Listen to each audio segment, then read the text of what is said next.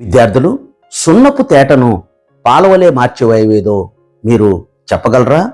అలాగే మనిషి ఊపిరితిత్తులు గాల్లోని ఆక్సిజన్ని పీల్చుకొని శరీర భాగాలకి అందిస్తుంది. శరీర భాగాల నుంచి వచ్చినటువంటి వాయువుని బయటకు వదులుతుంది.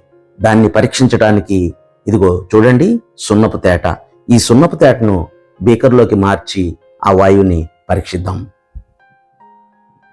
ఈ సున్నపు తేటను మనము కాల్షియం హైడ్రాక్సైడ్ అని కూడా అంటాము. ఇప్పుడు ఈ సున్నపు తేటలోనికి ఊపిరితిత్తుల నుంచి విడుదలయ్యేటటువంటి వాయువును పంపించి పరీక్షిద్దాం. గమనించండి ఏం జరుగుతుందో.